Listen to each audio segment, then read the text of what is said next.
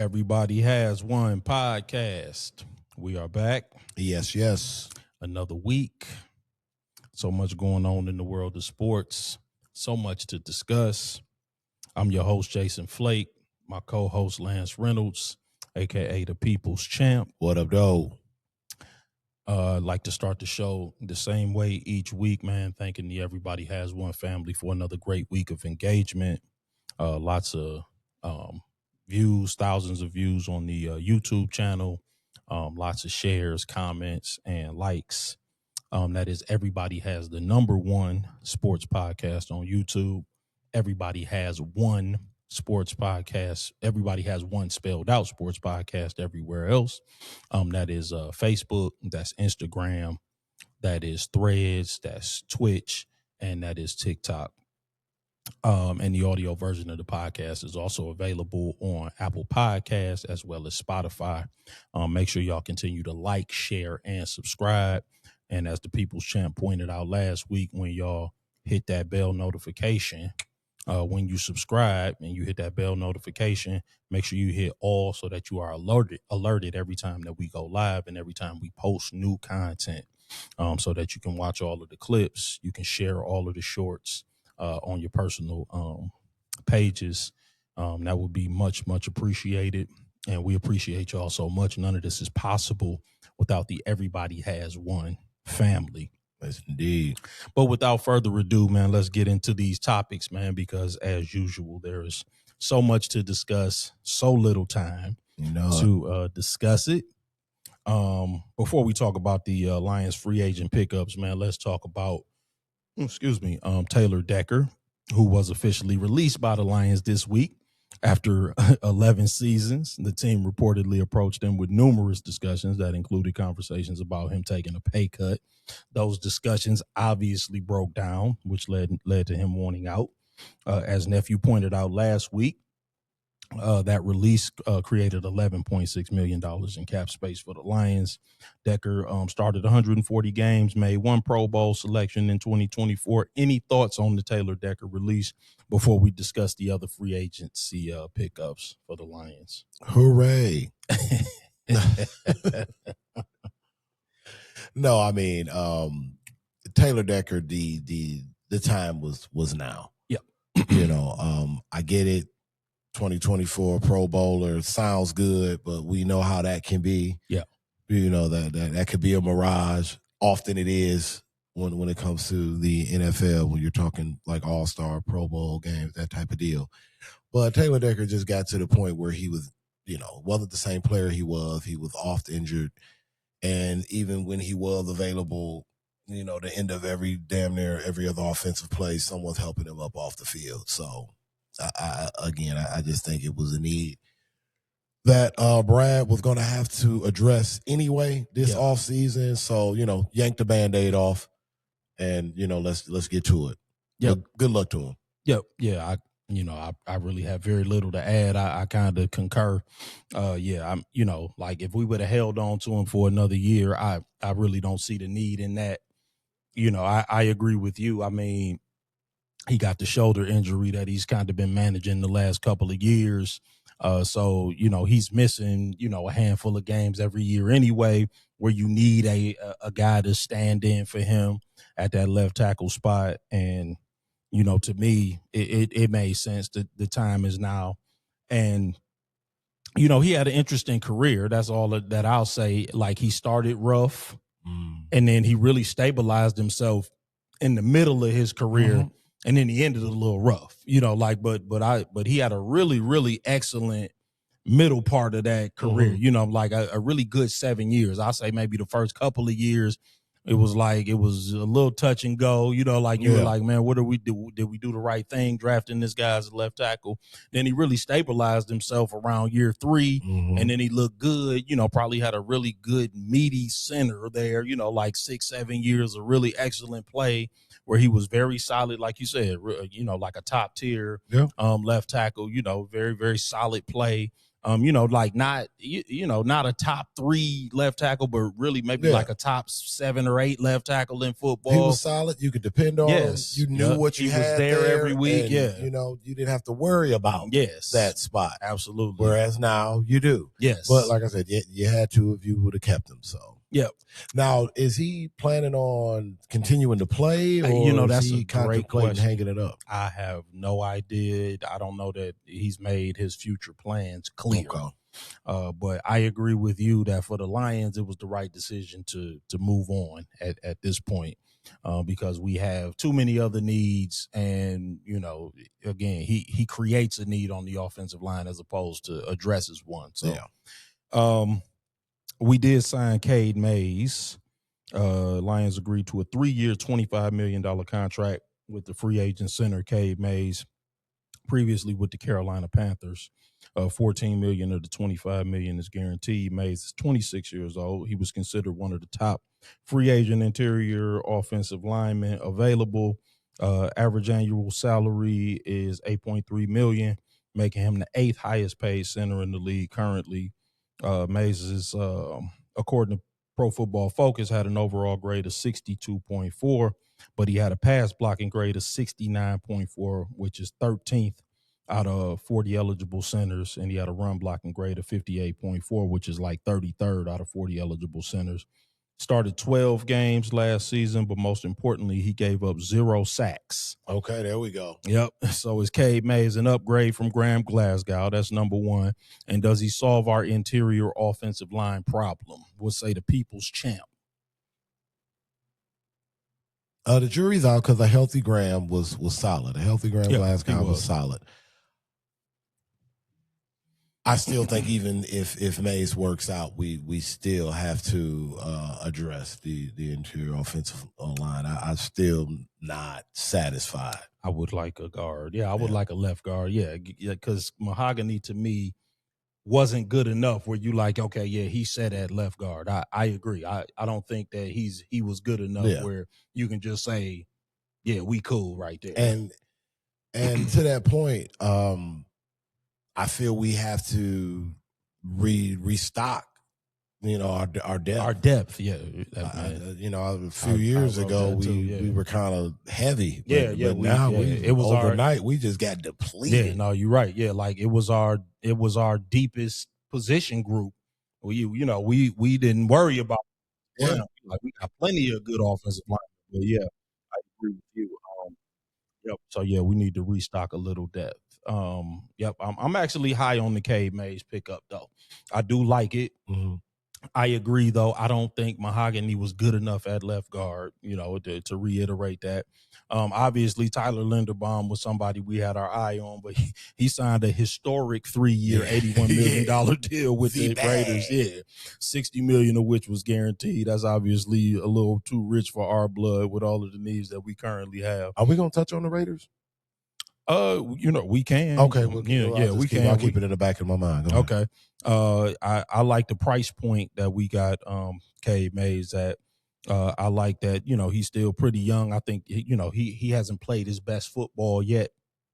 With respect to the running game, I still think we'll need a quality left guard to flank him for sure. Yeah. And that brings me to the tackle position because we did we started the discussion with Taylor Decker, and we did sign a tackle, Larry Borom. Lions did agree to a 1-year, $2.5 million deal with Borom, who's actually a Southeast Michigan native. Yeah, local. Yeah, he was previously with the Miami Dolphins last season, started 11 games. Unlike Mays, he is looked at as a little bit more of a project. He, too, is 26 years old, started his career with the Bears. Seen much more as a run blocker, but he did only give up 2 sacks last season. In his time as a starter. And 11 starts. Right, yep, and 11 starts. Okay. Yep. Okay. So do you believe Borom is the starting right tackle next season? Okay. On week 1, or do you think Sewell stays at right tackle and they start him at left tackle, or do you see something else entirely? I just think at this point, at the stage of his career, right on the cusp of his prime, let's put Penei Sewell at left tackle, man. I mean, I've always thought just that he let would him end just up over there. moonwalk into the Hall of Fame as a left tackle, man, and just stop playing around. I pretty much agree. I think Borom is probably, because he's a really big guy. He's a really good run blocker. Like he's more of a run blocker than a pass blocker. I actually think that too. I've always thought that Sewell would end up playing left tackle. I don't think you pay $112 million to a right tackle. So yeah, I kind of see it's time. Like I believe he's a captain on one of the captains on offense. Year 5. Yeah. Going into come on. He's the linchpin on offense. Him and Goff. Let's just do that. I concur. Yep. Yeah. So we in agreement on that. And then that brings me around to Isiah Pacheco. Okay. Lions agreed to a 1 year, $1.8 million deal with the former Kansas City Chiefs running back. Pacheco is known for his angry downhill running style. He just completed his 4-year rookie deal. He compiled 2,537 yards, 14 touchdowns in that time frame. He does come with some injury concerns. In 2024, he was limited to just 7 games, 310 yards and a touchdown because of a fractured fibula. Also, a right knee injury cost him 4 games last season. He finished with just 462 yards and a touchdown. Does the Pacheco signing satisfy our need for a second running back? And will the duo live up to the Sonic and Knuckles standards previously set by Gibbs and Montgomery? And also, does the injury history concern you at all? I'll throw that in there as well for the People's Champ. On its face, it sounds intriguing. Like, okay. Yeah. And then when you give it some thought, when I gave it some thought, I was like, I don't know. Then I gave it a little more thought because, like you say, with the injuries. And I was like, I don't know, man. Damn, did we get a lemon a little bit? Mm-hmm. You know what I mean? But I thought about, our guy that just left, Demo. Yep. And Demo, before he got here, he was a little was a little kind of off nicked up. Yep. Which I'm pretty sure probably led to some, to a degree, why Chicago wasn't willing to compensate him. Right. So I started to consider that. And then once I kind of let that be my reason to, be cool with it, I started thinking, hey, man, this might be Sonic and Tails. Right. This could work. I mean, Pacheco is an angry downhill runner, but he does have some speed. He does. When healthy. He can get away from you. He can. So, another thing, we got to get down there, man.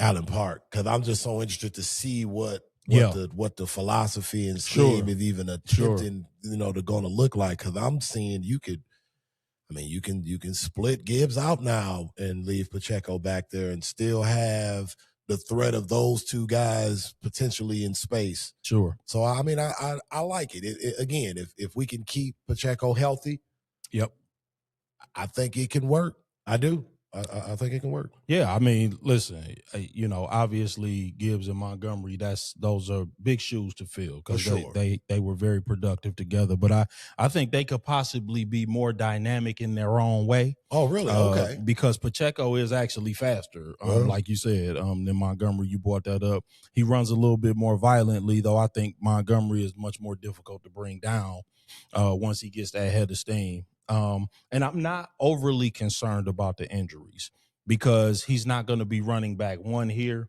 We're going to be realistically looking at 7 to 10 carries per game for him, at the most.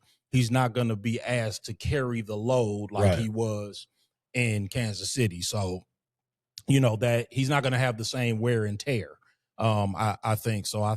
Because he does run violently. So you start giving him 15 carries a game, like he's running 2 contacts. Now you're rolling the dice. Correct. He's running 2 contacts. So I think, and I think that also helped preserve Montgomery because you brought that up. Like when he was RB1 in Chicago, like he was getting the ball 15 to 20 times a game.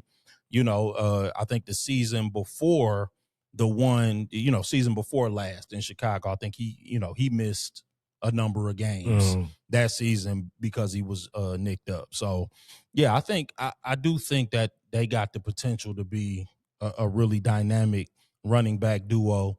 And I do think that his health will be helped by the fact that Jahmyr Gibbs is really going to be the focus of the offense, and he'll be a compliment as opposed to, being asked to, okay, here we're going to give it to you 15, 20 times again. I mean, if you're Isiah Pacheco, you've got to be excited because, I mean, Patrick Mahomes,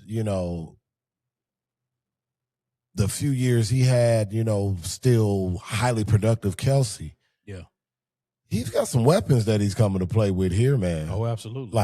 Like he's got, especially if we can get, Sam Laporta back, like 80%, and above to where he was at the start of the season, man.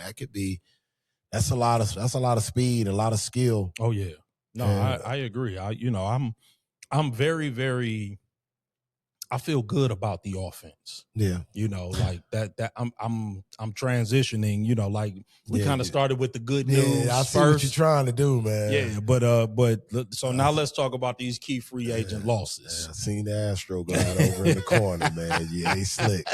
He's not slick, man. So the key free agent losses were Amik Robertson, Alex Anzalone, Khalif Raymond, and Roy Lopez. Yeah.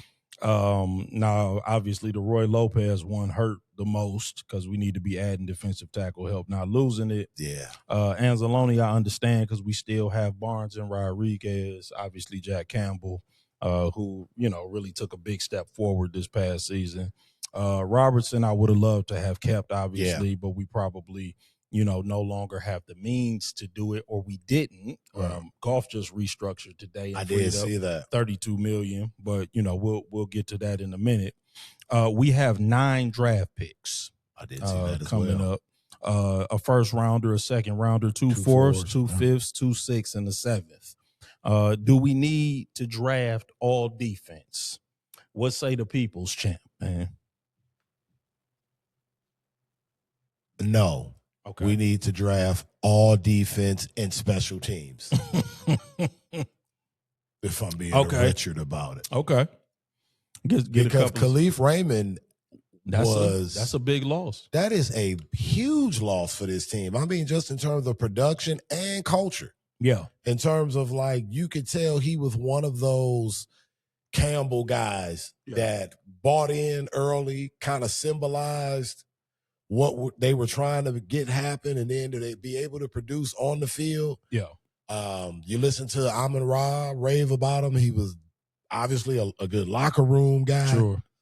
But, yeah, man, his production on special teams in terms of punt returns is going to be missed. And, certain matchups, at that third or sometimes fourth receiver spot, I think that can be huge. I mean, hopefully my guy Tom Kennedy could maybe possibly, could maybe finally get that, or get some consistent time. Yeah. If we are looking to be more frugal with the cap per se. So maybe that's an option that they're looking to go. So yeah, and then Amik Robinson, hate to see him go, but you also got to respect the fact that he played himself into a better situation. Yeah, I agree. Financially. Yep. Like, he really has. Like, I think he's, more often than not, while he was here, he answered the bell. Yeah, and, I agree. And footed himself well. So, not mad at that. In terms of Anzalone, again, he's another guy where he kind of played himself to where he can ask for the number he's looking for. He got a 2-year, $17 million deal with Tampa. Yeah. So, again, a part of the culture turnaround here. Yep. As unlikely as it may have seemed from the onset, because he kind of struggled when he first got here. But you've seen him play his way through and become a leader on the defensive end, and a highly productive, just sideline to sideline linebacker. Yep. So, it's tough. But, yeah, I definitely think with the 9 picks, heavily leaning towards defense, and also getting some explosion. Some team speed. Yeah, some team speed and some explosiveness in the return game. Yeah, no, I have to agree because, despite the offensive line, which, again, we just discussed, we've started to address that. We didn't have any trouble really generating offense like that. That offense really wasn't the problem. We ranked 5th in total offense last season, 3rd in pass offense, 14th in rush offense, which is still the top half of the league. It was a lot more scheme. Like what the chunks we were getting per play kind of changed more so last year. And I think hopefully they'll get better with that. Yep. Yeah. And we scored the 5th most points, generated the 5th most yards per game. And then we went out, we addressed the offensive side of the ball early in free agency. So, we have to fortify the defense. I think that if we can have a defense that's in the top half of the league, and we can generate the offense that we have been generating over the past 3 years, then we back in Super Bowl contention. Yeah. That's the good news. The bad news is that we need an edge, a defensive tackle, maybe 2. We need a safety, maybe 2. We need a slot corner. We maybe need another corner.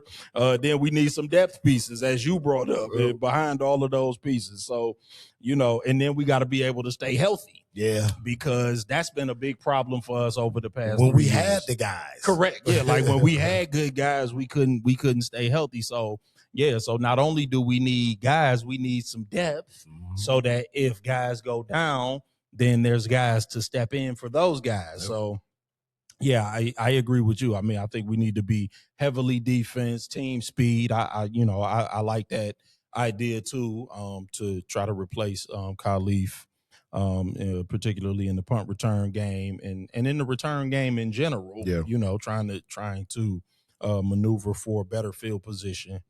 But let's talk about some of these other NFL free agents, because we kind of telegraphed it early with the Kenneth Walker III thing. Yeah, man. The Super Bowl MVP. I mean, I didn't see that coming. Me either.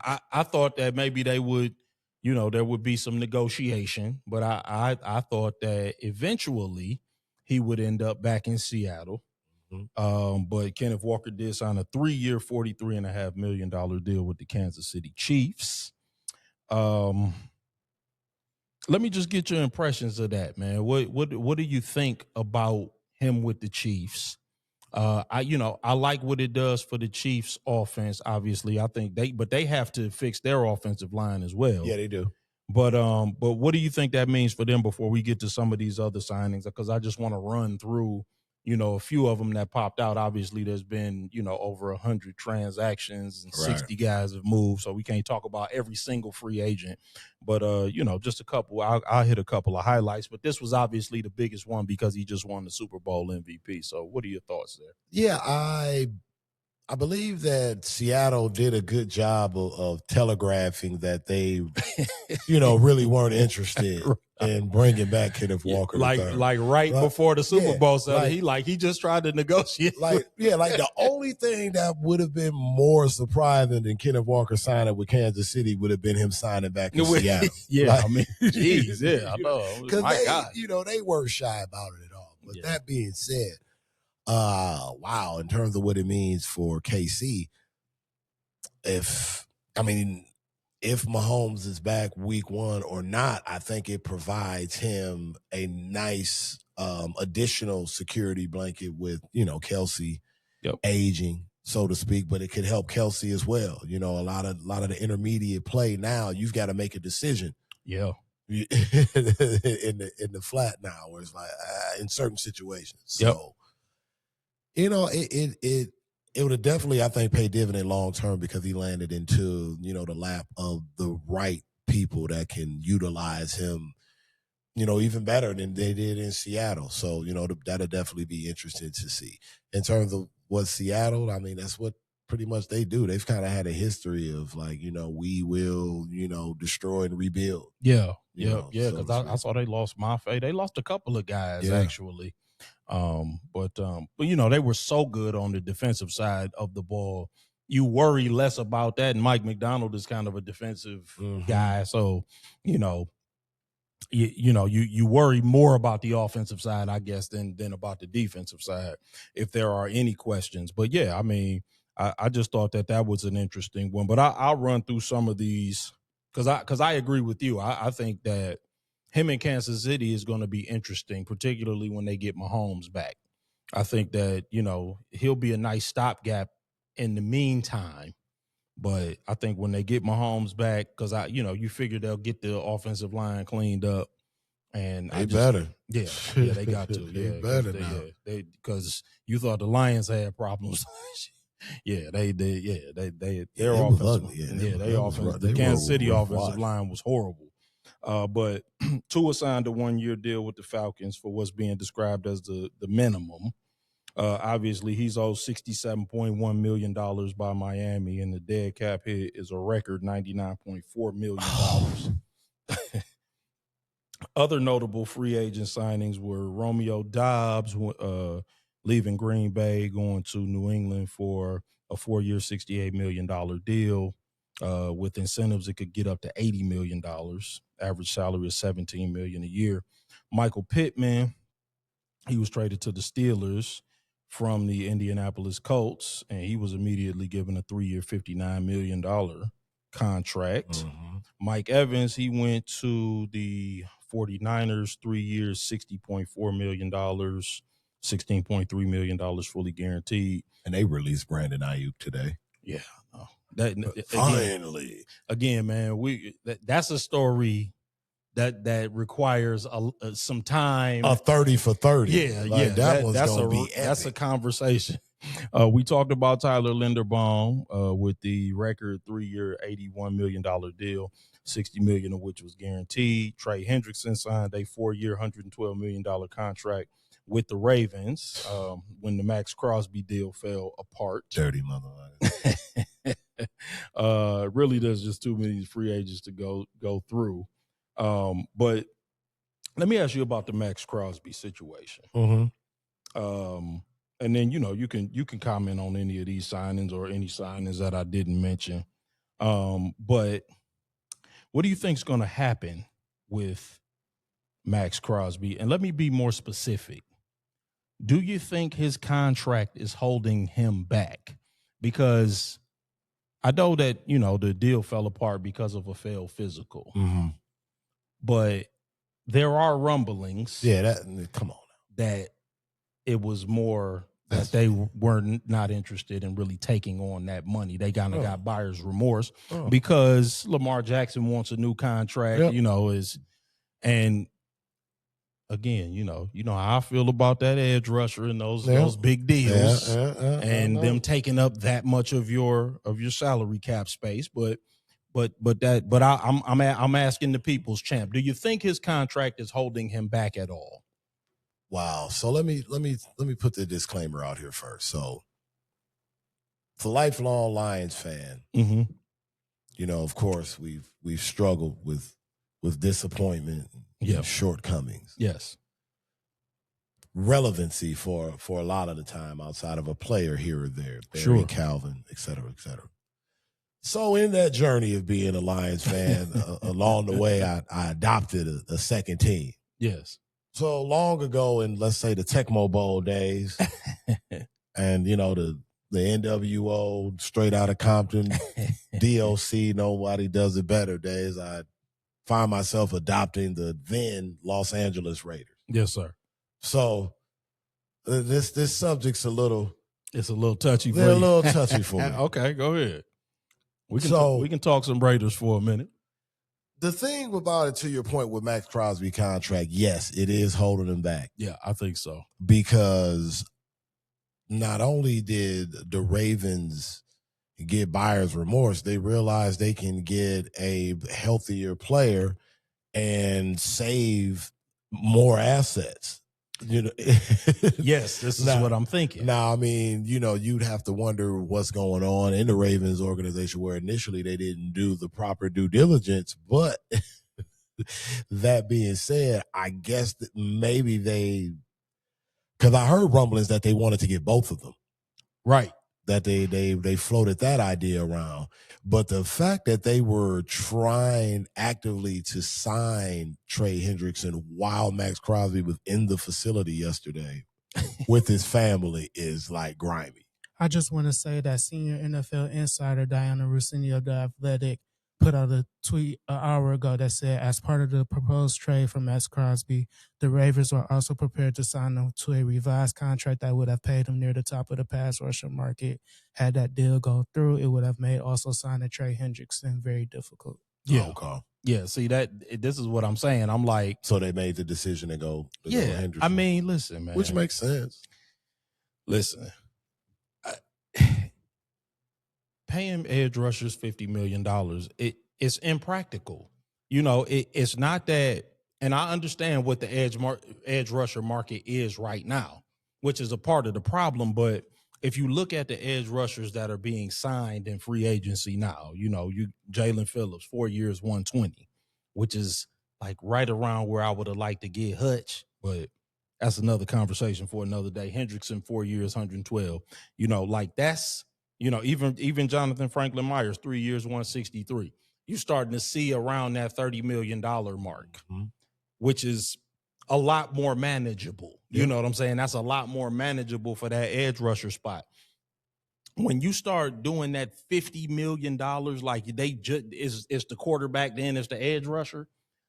I mean, you hampering the whole rest of the team. You hampering the whole rest of the defensive line. You can't really, you're killing your flexibility when you do that. So yeah, I mean that's insane. I agree with you. I think that the money is holding him back, and I don't know who's going to be willing or able to get him out of there.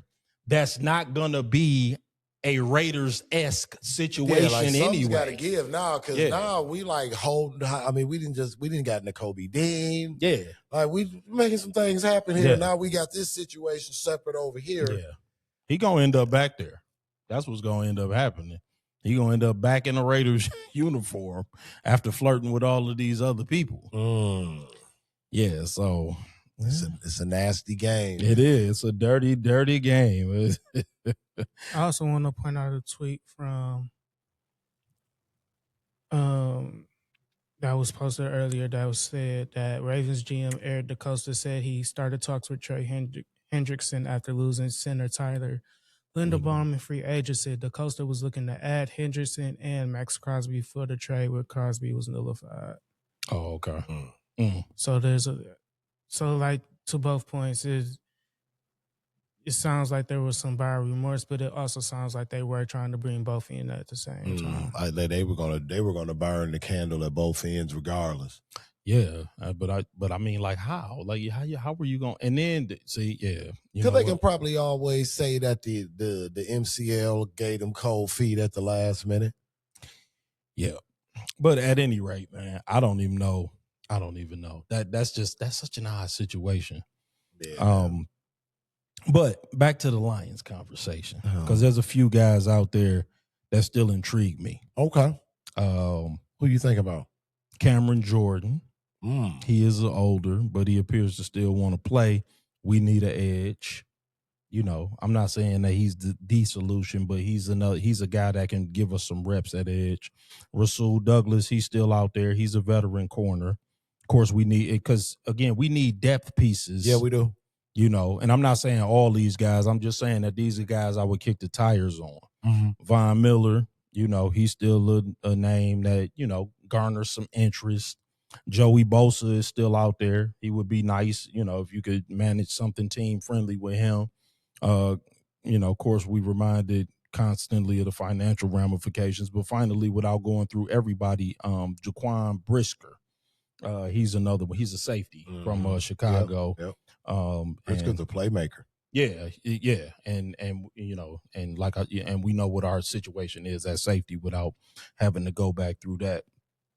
Because Branch is probably likely gonna miss most of the season. Yeah, and then Kirby's situation is still up in the air. I saw that he was trying acupuncture this past week, man. So I heard Dr. Strange is flying in next week and then try some shit with the Agramano on his knee. Like, I mean, whatever. Yeah, I'm hoping, man. So we hoping against hope, man, that Kirby can get right, man, and start feeling better. And yeah, I mean, good luck to him. But I mean, whenever the doctors are saying miracle in the prognosis, yeah, man, there's that. It's bad.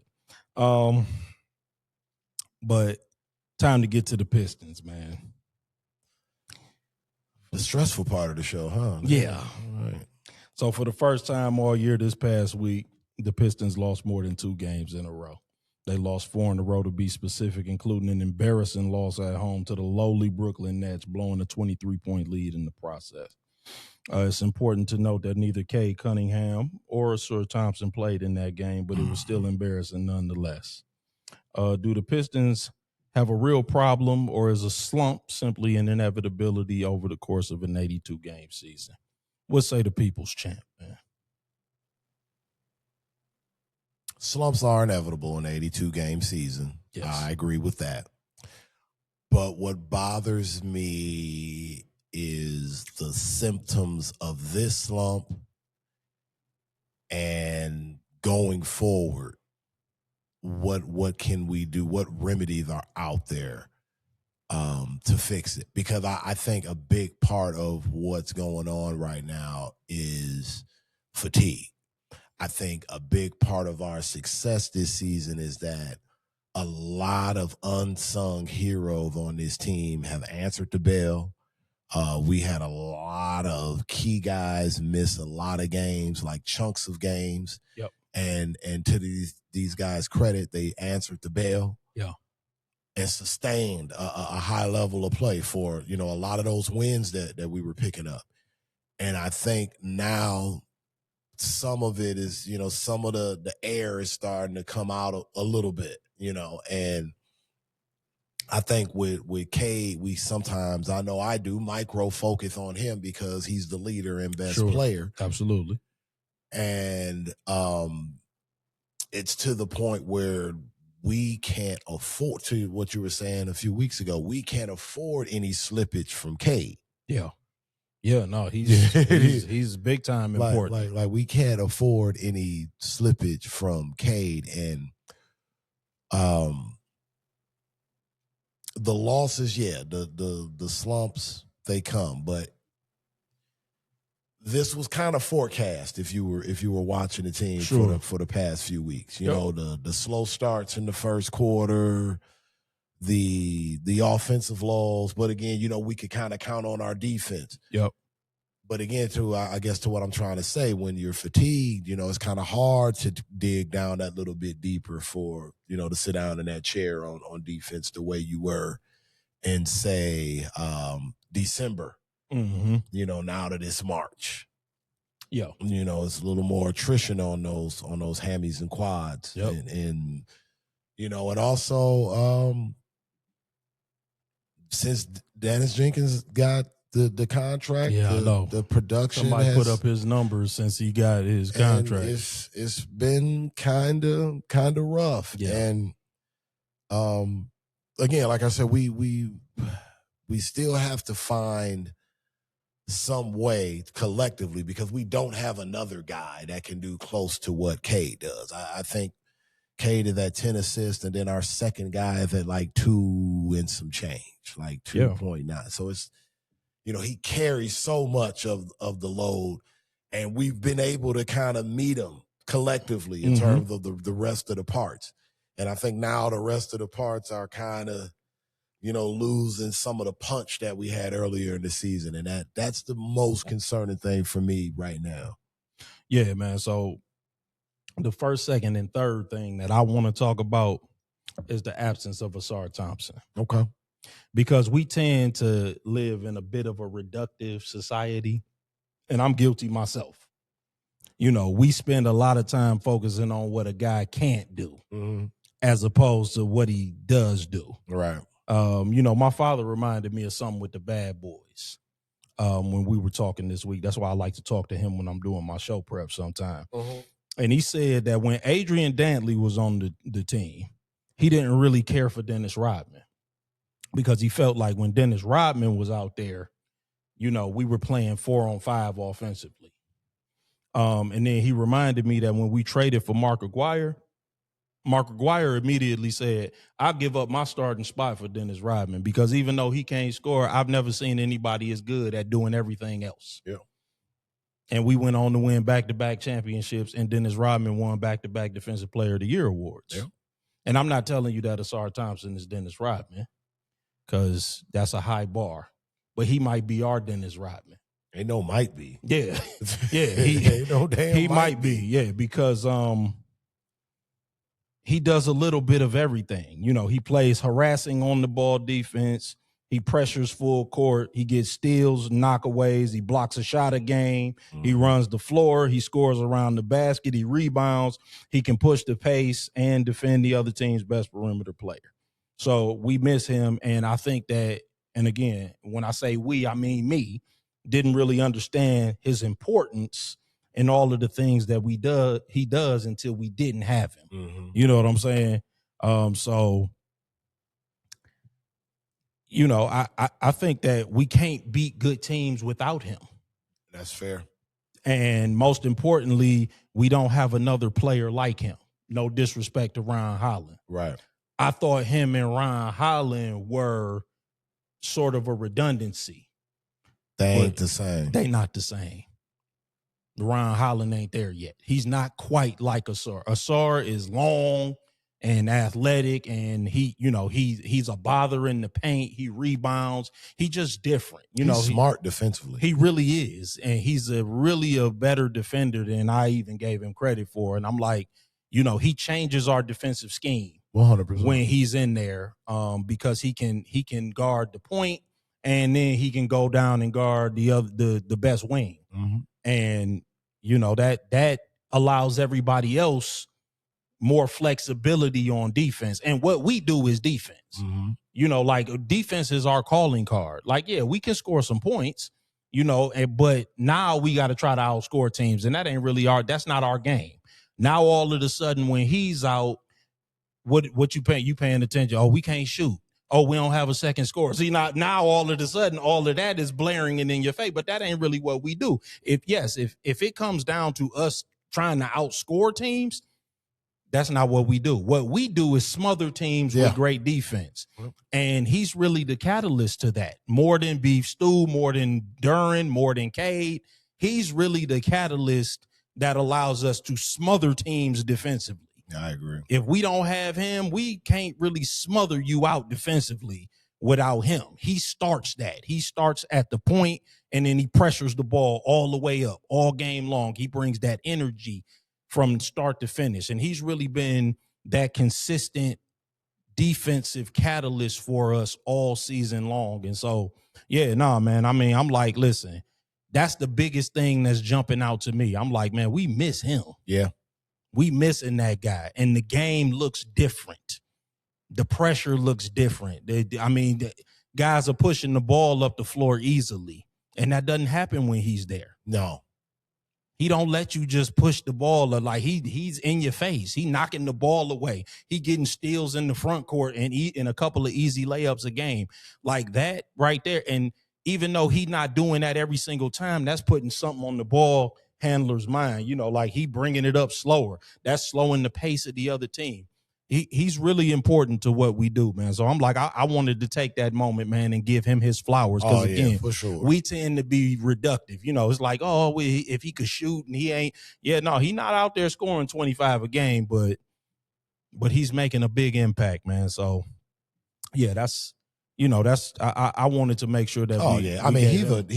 I don't think there's a question that he's a first team. All defense. I don't see how he could not be. I agree. No, man, I agree, and I just wanted to shout him out. He meets those game requirements. I hope that's not at risk. I don't think it is, because this is the first time I can remember him missing any significant time. Okay. I mean, he's durable. Right. He's usually out there, and I think that. Go ahead now. No, go ahead. I was going to say, I think that if these games were more pressing, he would probably be playing now. Okay. I think they just keeping him out of an abundance of caution. Yeah, ankles are tough. Yeah, they are. So, based off what you've seen for 64 games, mm-hmm. being as objective as you can be, how confident are you in the Pistons in that they can hold off the Celtics in the 7-game series at this point? I mean, it's hard to say. So, I do think that, again, being objective, we second in defensive rating, first in blocks, first in steals, first in transition points. I think that stuff wins in a 7-game series. I take that over 2 high-quality scorers any day. And the Celtics like to shoot 53s a game. That traditionally doesn't win in a 7-game series. It can. If you get hot, it can. But we get easier baskets. We get transition baskets. We going to steal the ball from them more. They don't really have a true point guard. So, I like Asar. If Asar Thompson is healthy, he going to be harassing their point guard that's trying to bring the ball up. So I think that we can turn them over. So I think there's going to – by no means am I saying they're going to be easy because they not – the Celtics are a great team with 2 of the best players in basketball. But I think that we could. That doesn't mean that we will. But I like our chances. I would expect that that would probably be a break-even series. Probably be an even money series. I don't think we would necessarily be favored if the series started today, but it would probably be a break-even series.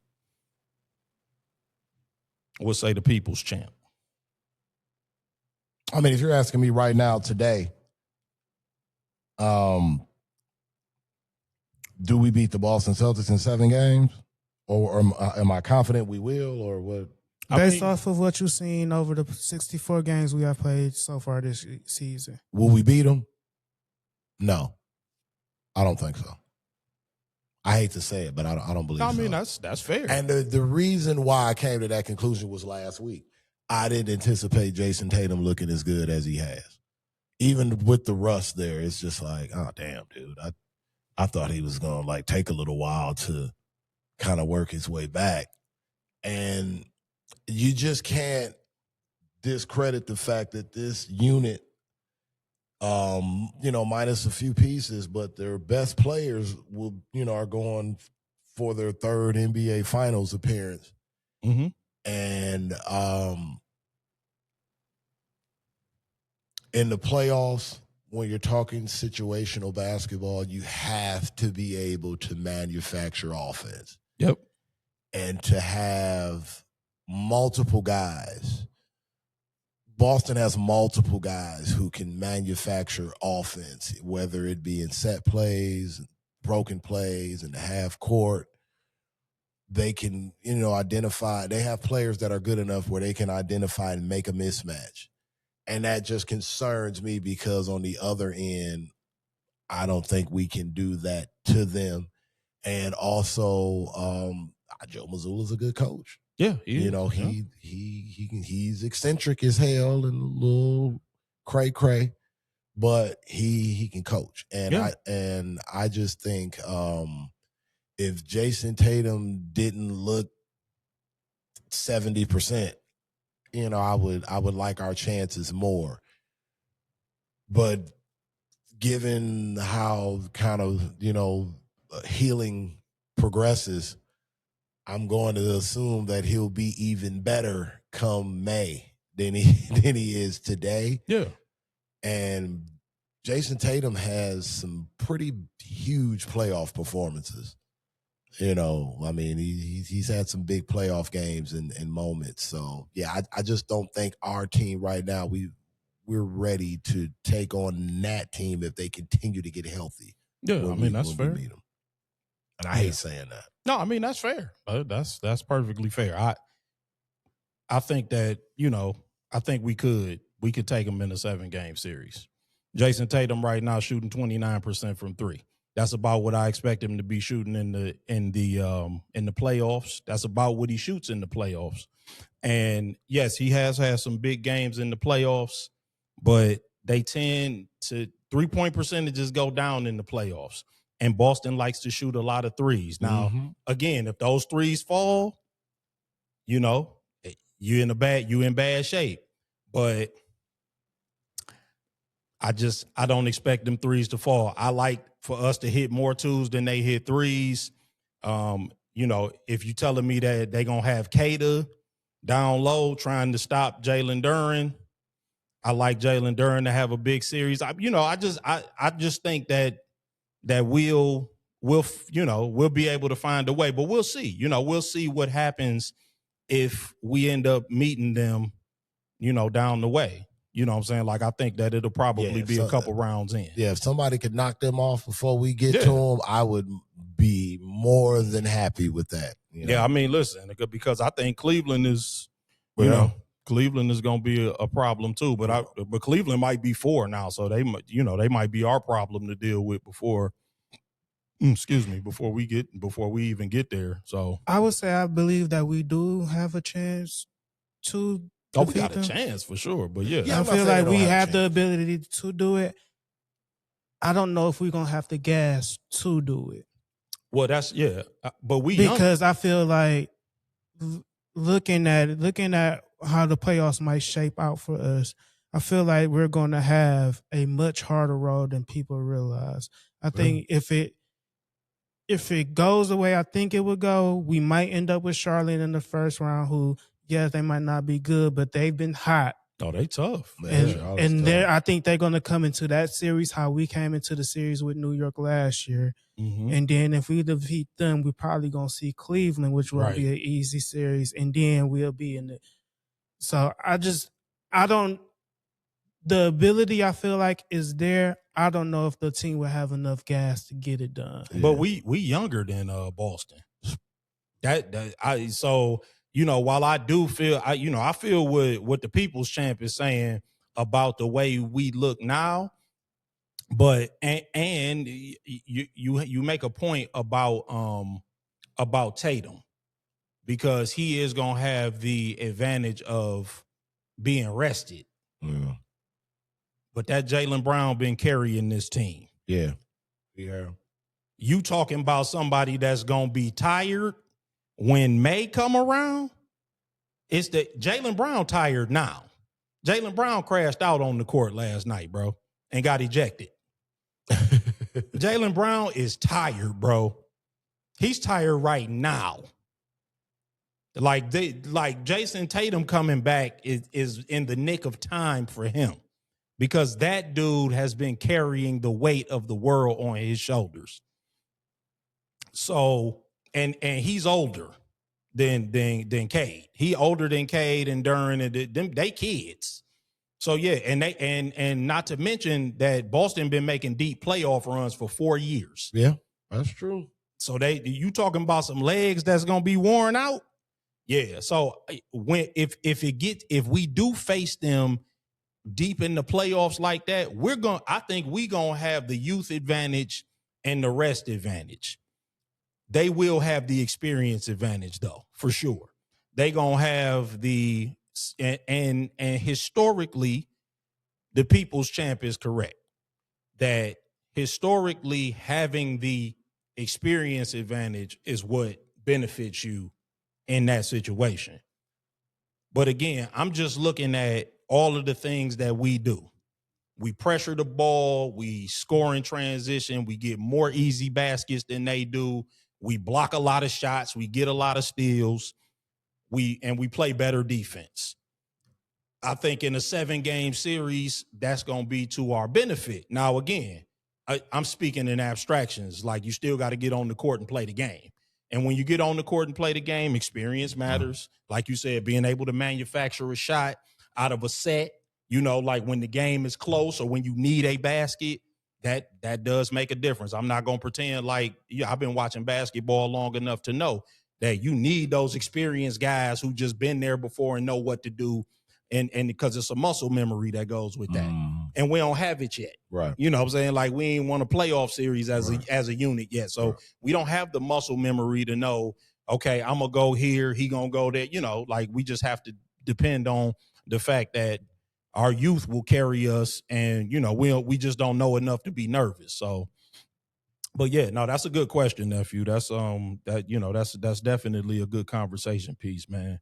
Let's talk about the historic night in the NBA last night. Oh, man. Bam. Last night, Bam Adebayo scored a whopping 83 points on 20 of 43 from the field, 7 of 22 from 3, 36 of 43 from the free throw line. Is this the greatest scoring feat in modern NBA history, or is it a referendum on a bad brand of NBA talent and defense, or is it a bit of both? What say the People's Champ? Truthfully, to me, it's a bit of both. Because I mean, I love Bam Adebayo as a player, and it's messed up that like he's getting kind of beat up today. You know what I mean? But I think that this spotlight put on the NBA and what's going on with all of this foolishness is needed. So yeah, I mean, if he has to be the martyr, yeah, if he have to be the martyr for this. You know, that's how it is sometimes. But, yeah, I mean, and again, 83 points is 83 points. It's an insane, hard to do, man. Yeah. It is an insane amount of points. Even the free throw aspect of it, that's crazy to do. Like, it's crazy. But if you just watch, because I didn't have the opportunity to watch the game. I just got to watch, like, clips of it and, like, spurts of it as they did kind of, like, look-ins.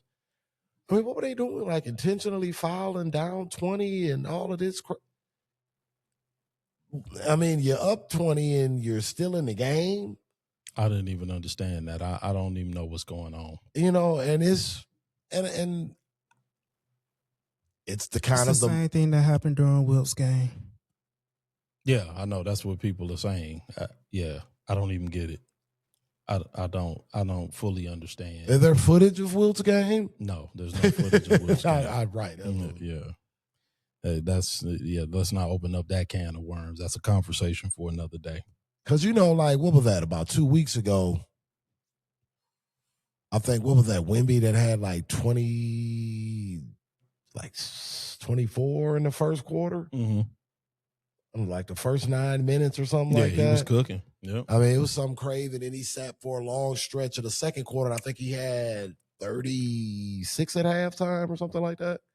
Something crazy. Yeah. So, I mean, we could possibly see it.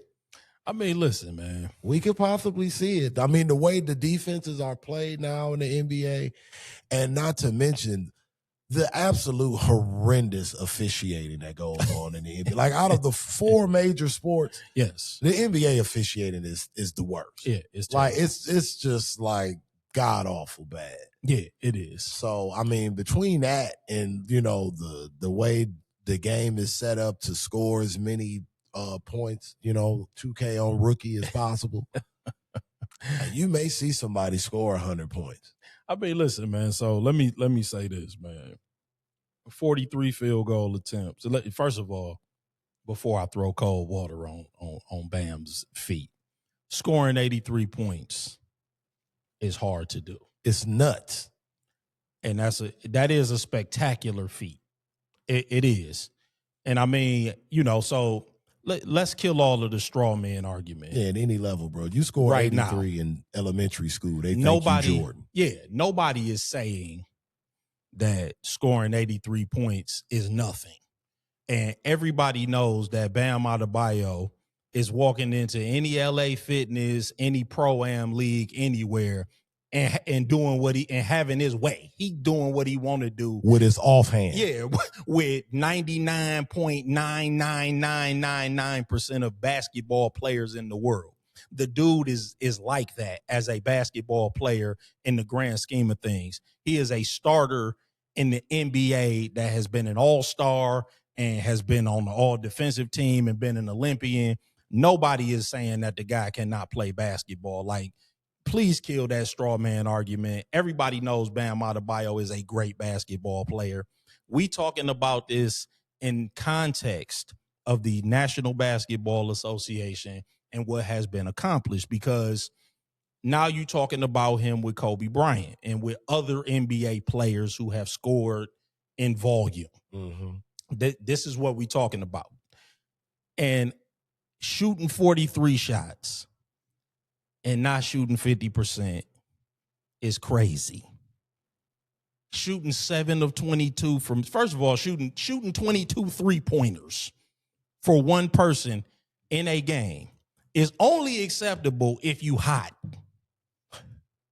That's only like if you 18 or 22, I'll allow it. 15 or 22, 13 or 22. Okay. You was cooking. And for the record, we felt and said that Cade's 45 shots was ugly and hard to look at too. Absolutely. Yeah, right. And before they hhop on that train. And Cade is our guy. Yeah, Cade. But that was crazy too. Yes. Like, and 22 3-pointers is crazy. Like 7 of if you only hit 7 of them. Again, like, okay, you on a heater, right? And all right, I'm 7 of 15. I'm gonna shoot some more threes. Yeah. You know what I'm saying? Because I'm cooking right now. 7 of 15. We'll let that go. Yeah, we'll let that ride. Shoot about 5, 6 more. But bro, at no point were you hot from 3 if you 7 of 22, bro. You was just hoisting. Yeah. You was just letting them boys go. And 43 free throw attempts is dastardly, though. I mean, that is absolutely dastardly. And that's where the Wizards come in. Yeah, so, like, that ain't even got nothing to do with Bam. That's the NBA. Like, that's a problem. 43 free throw attempts for an individual is insane. That's an insane number of free throws.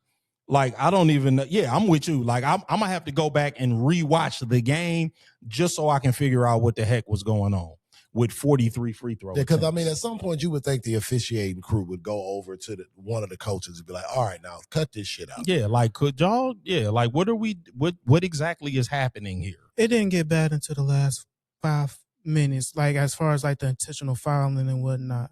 But he could not have amassed that many. He had to have a gross. The Wizards were like literally those were like they were legit fouls.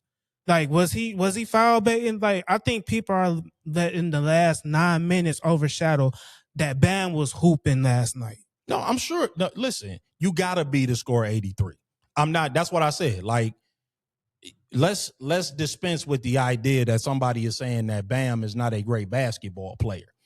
I'm just saying that these numbers, though, 46 free throw attempts. Why did he shoot 22 threes? Okay, so for comparison, Kobe Bryant on December 20th, 2005, he went 18 for 31 from the field, 4 for 10 from 3, 22 from 25 from the free throw line.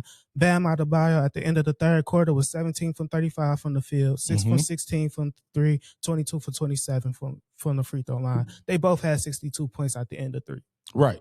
Okay. That's so fair. I feel like it's a lot of people saw how because after once he got to 70, it got nasty. I'm not debating that. At that fourth quarter was some nasty sicko work. That was some true. It was nasty. Yeah, but I don't think that should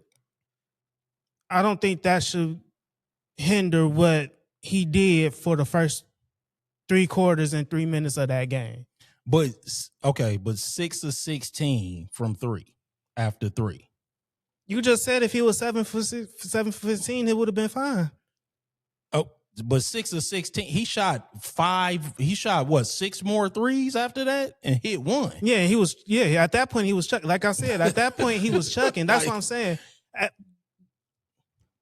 The last 9 minutes, yes, it was some truly nasty work, and he was truly chasing. But I'm not gonna blame somebody for chasing and pulling the 2K my player. I'm not even trying to diminish what he did. And I'm not saying you're trying to diminish it. I feel like there is a lot of people out there that's trying to diminish what he did last night. But it has to be discussed in context, though. You still have to talk about. You still got to talk about how he got there, though. Yeah, I mean, 43 free throws for a player with no real physical advantage at his position. Like, not like that. I mean, don't get me wrong. Bam's a specimen, but I'm talking about Bam he's not matching up, and he's just demonstratively overpowering his matchup where you just got to hack a Bam. 43 free throws is he had as many free throw attempts as he had field goal attempts. I'm trying to wrap my mind around that. I gotta watch that game. I'm pretty sure they're gonna. I'm sure they're gonna show it. Like, on I'm gonna have to watch that. Yeah, because I'm like, it's unfathomable to me that he had as many free throw attempts as field goal attempts. I can't blame him. It's not his fault. No, I'm not blaming him. The Wizards didn't grow up here until he got to 70. Wow. Like, they literally, like, they didn't start doubling and tripling him until he got to 70. And at that point, yeah, if you're going to double and triple me and make it hard on me, I'm going to try to foul bait you. Yeah. And I mean, and that's why I asked. That's why I said, is this a referendum on a bad brand of NBA talent and defense, or is it both? You know what I'm saying? I'm like, because the answer is probably that it's a bit of both. It's definitely NBA history.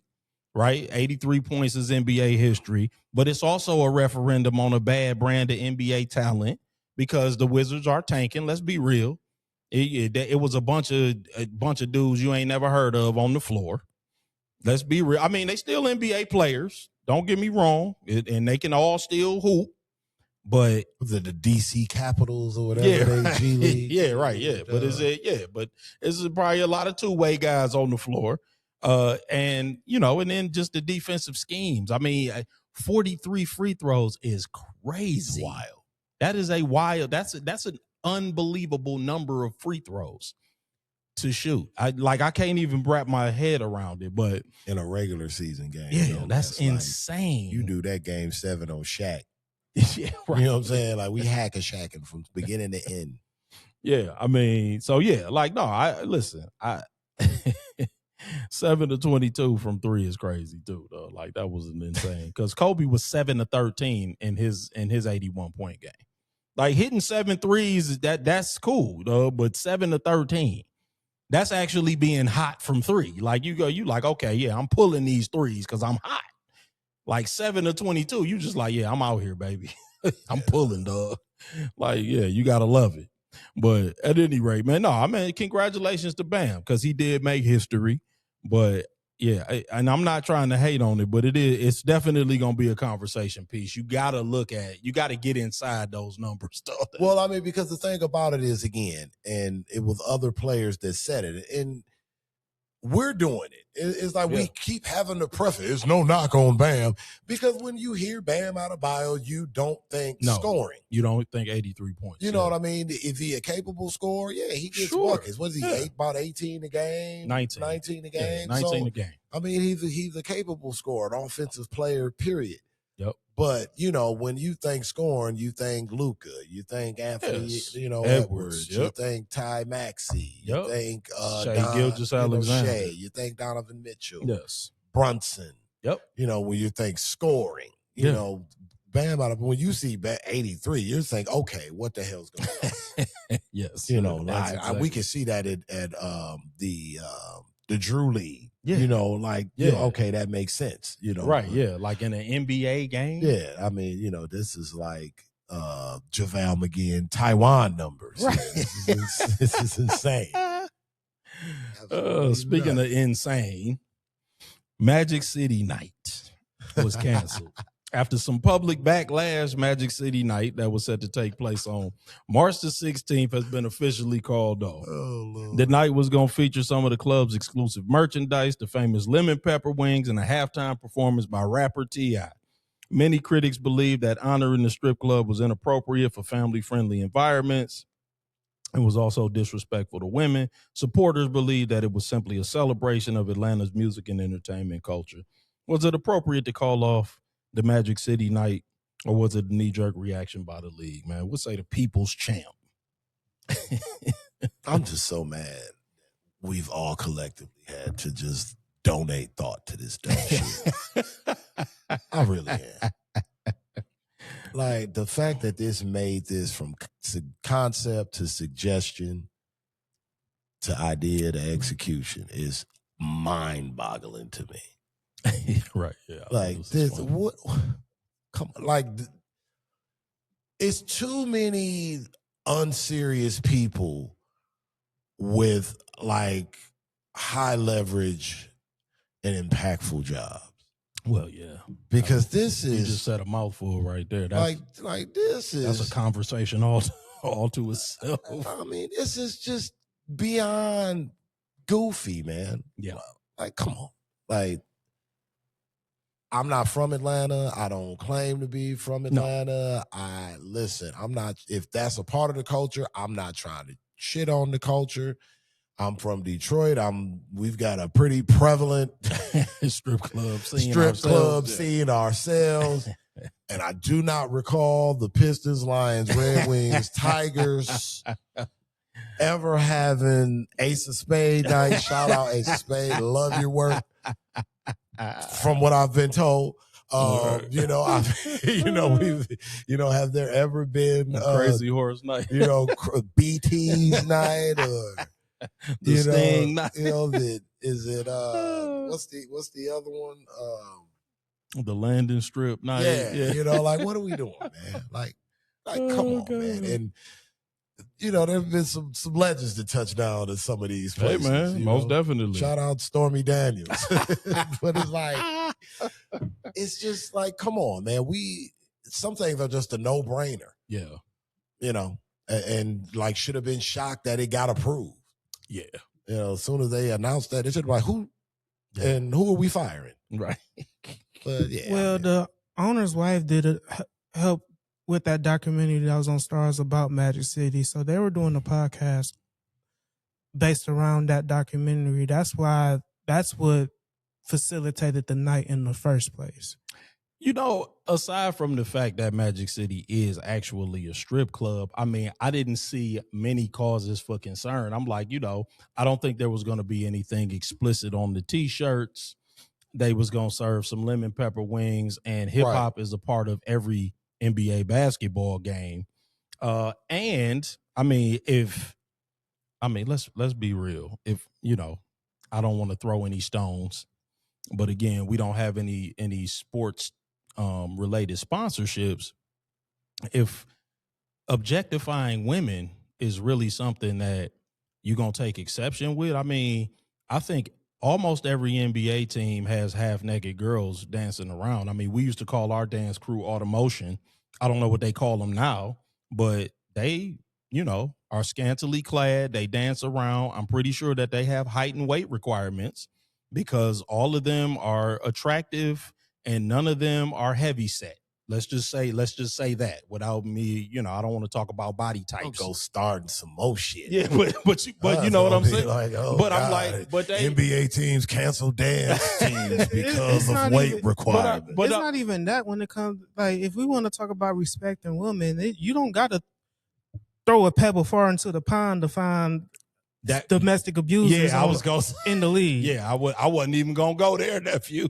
But I'm just like, if dancing girls is a problem for the NBA, I'm like, the NBA has its own dancing girls that they pay at just about every NBA game that I've been at. But some things just sound stupid on his face sometimes. I agree. And I'm like the whole Magic right there. The whole Magic City thing. The fact that this is a whole debate is why are we getting invited into a stupid conversation and volunteering to contribute? It's just like, I concur. That shit should have been like, hey man, we should have a Magic City night for the Hawks. This should have been like, no, you should take the next 2 days off and think if you ever come with something that stupid again at a brainstorming session, you may be out of a job. Like, no, man, it's dumb. Yeah, I mean, listen, I tend to agree, but I'm just trying to play devil's advocate because I'm like, on his face. Yeah, because you get stonewalled and cornered and turn it into a crusade about women and women's rights. And it was just a dumbass idea that went too far and no one put the brakes on it. I like that they was playing the Orlando Magic and they was gonna have Magic City. I'm like, synergy. Who thought about that? Like synergy. That was great. And then I just want to if people want to play the kids card, it's like y'all advertise liquor throughout your it's they just have dancing girls. I'm past, telling you, bro. They I'm like, y'all have half-naked women dancing at every you got half-naked girls dancing at every game. You serve liquor at every game. I'm like, listen, man. You got gambling sponsors up and all throughout the arena. And again, it's just like, and again, the embodiment of a bad idea, because this conversation gets started, right? It will be had whether they didn't cancel it or not. Yeah. So imagine the loony shit we'd be talking about if the night went down. Yeah, you get what I'm saying? Real talk. This is what happens when bad ideas come to fruition and go too far. No, you're right. Yeah, like, so now, we talking about everything. So like, oh, you got a problem with that, but you ain't got a problem with it. So yeah, no, you're right. And this is why you got to kill these things in the cradle, so to speak, for lack of 100%. Yeah, that's a bad analogy, but you know what I'm saying. I got to get to this last one. One of your favorite NBA coaches is rumored to be considering retirement, because I know we talked about these are still rumors, but Doc Rivers. Oh, Glenn. It's rumored that the great Doc Rivers is considering retirement at the end of the season. He started his head coaching career in 99 with the Orlando Magic. He was coach of the year in 2000, NBA championship coach in 2008. And of course, and most importantly, the NBA Cup championship coach in 2024. Ooh, wow. He's been voted one of the top 15 coaches in NBA history. What's Doc Rivers' legacy, and how will he be remembered, man? What say the people's champ? I'm going to miss Glenn, man.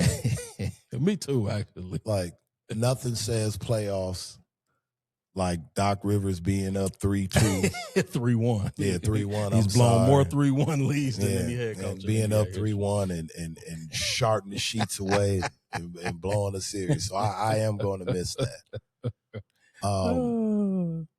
You know,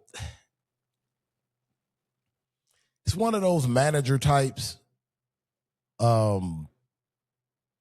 those Boston squads. I mean, you look at the staff that he had and what they were able to do, you know, and the pieces that they had with Garnett, Rondo. Do I think he's a top 15 coach? No. Do I think he's a good coach? Yes. Yeah. Great at times, because I really thought he shined out of timeouts. Yeah. Like, out of timeouts, Doc was really always good. But like I say, those playoff falters, I think, will always shame him. I think he was always good on TV. Yep. So I don't think he'll have any problem, finding any work if he wants to. He probably got to get some surgery done to that voice box, whatever's going on there. But him and his son's good on TV too. Yeah, Austin is. Yeah, I agree. Austin's really good. So maybe there's some there with those two. But yeah, I mean, I think he was a guy that was able to take advantage of a great situation in Boston. Mm-hmm. Was able to squeeze one out of that unit. I think they should have beat Miami in that. Yes, I agree. In that game 6. Yep. Yeah, when they were up 3-2. Yeah, I think that was where it was kind of like, man, this dude ain't it. Yeah. But yeah, I mean,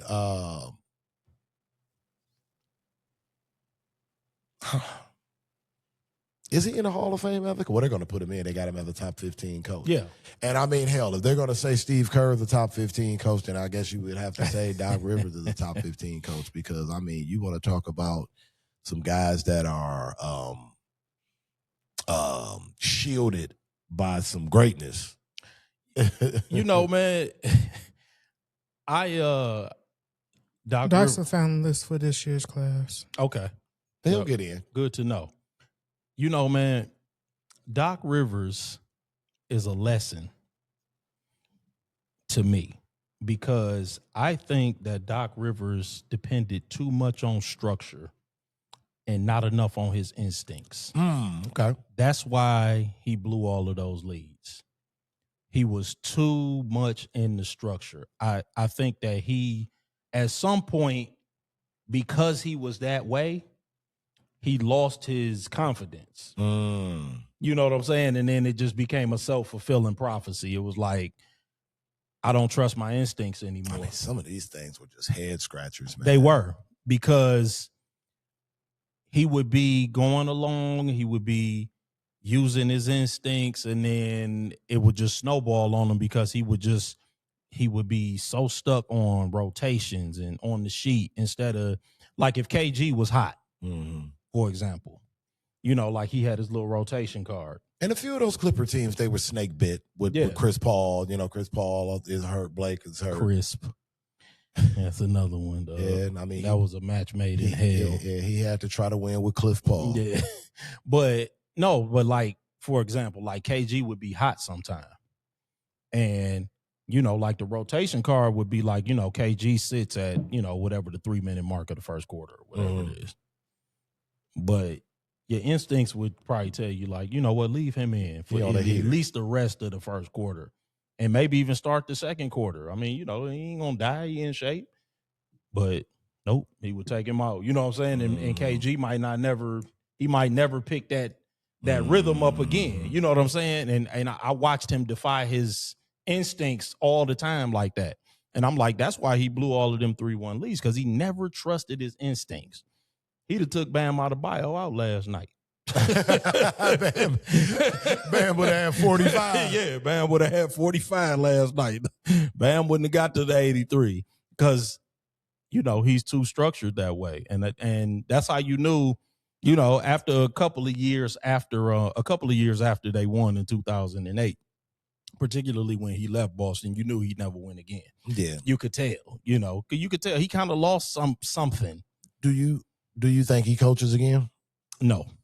Me neither. No, I think he will. He's got to be, 60? Yeah, he got to be 61, maybe. It's hard. 62. That's a good question. He's about Isaiah's age, so he's got to be mid 60. Yep, he got to. Let me see. How old is Doc? How old is Glenn?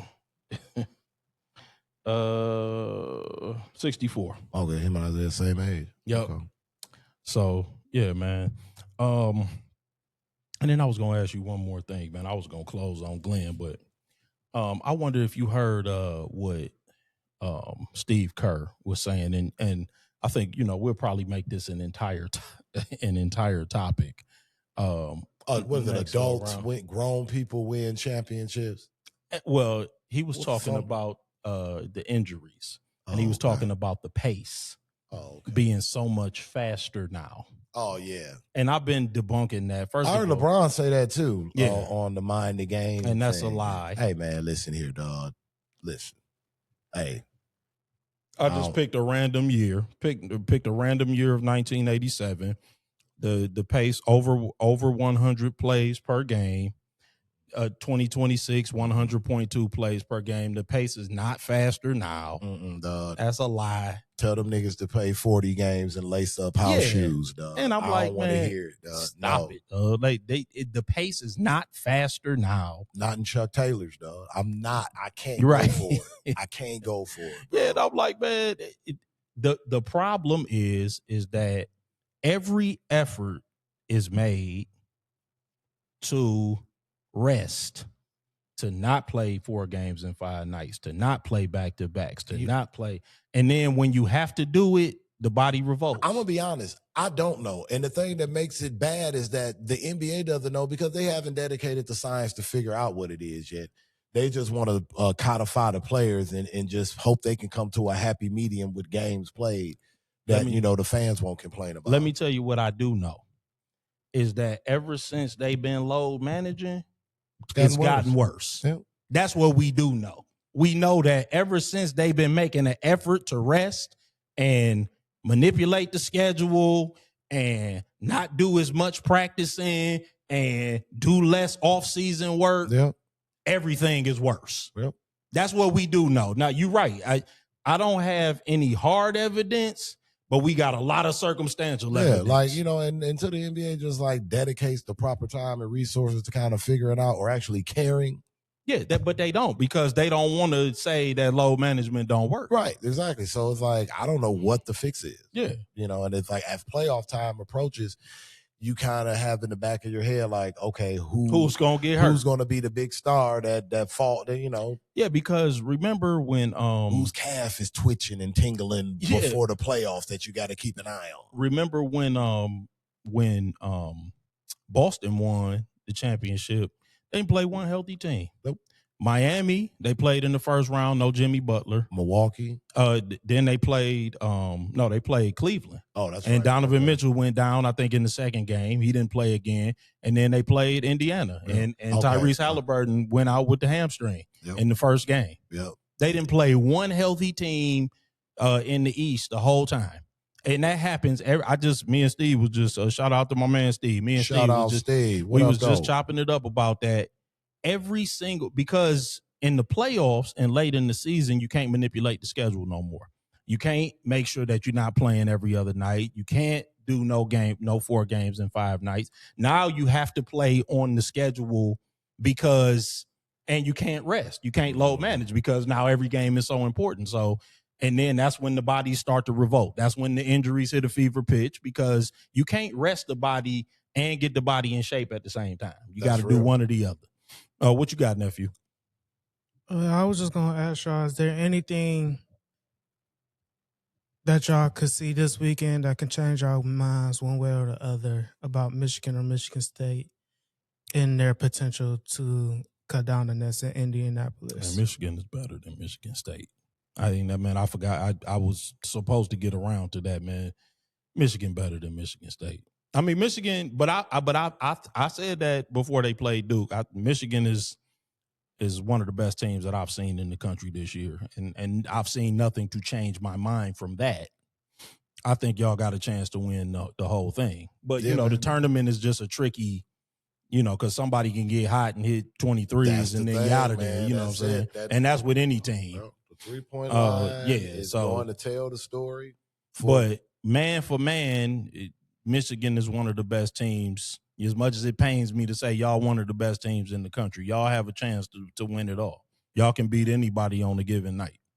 Yeah, man, if we can just get the Elliott Cadell from, late December, early January to show back up, that'd be nice. And, if Adamara stays out of foul trouble and, Mo continues to just bring the energy, and imposes his physicality on both ends of the floor, we'll be fine. But the tournament gotta close out and guard that 3-point line. It is vital. Yeah, no doubt about it. And then I also want to say, I guess we have to give America's pastime over to Italy. Yeah, I saw Italy beat us, man. They up 9-1 right now. So, on Mexico? Yeah. So, my the United States looks to be safe, and they're going to make it through to the quarterfinals, but and have to play Canada in the first game. I'm assuming. Shout out Italy, man. But yeah, yeah, the World Baseball Classic has been awesome so far. It's been wild. Yeah, it has. I'm like I've been saying, the Dominican Republic has been a joy to watch. I mean, yeah, the Dominican, they running things in baseball right now in the world. Like, come on. Every time it's a home run, you might as well just start the dance party. It's like crazy. Yeah, the DR is mean. Man, thank y'all for joining us once again, man. On the Everybody Has One podcast, man. Remember to continue to like, share, and subscribe. That's Everybody Has the #1 sports podcast on YouTube. Everybody Has One spelled out sports podcast everywhere else. That is Facebook, that's Instagram, that's Twitch, that's TikTok, and that's Threads. The audio version of the podcast is also available on Spotify and Apple Podcasts.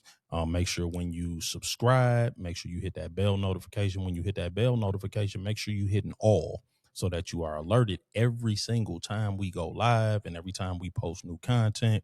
Make sure you're sharing that content on your personal social media pages.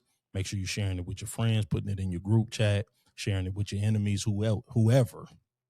Make sure they're getting that content, and make sure when you're watching those videos, you're watching them in their entirety.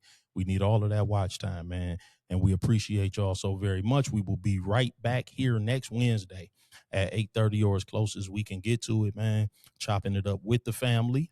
And if there are topics that you guys would like to hear, make sure y'all hit us in one of those direct messengers on one of those social media sites, and we'll be sure to try to get those on for you. And until we meet again, man, it's the Everybody Has One podcast. Peace.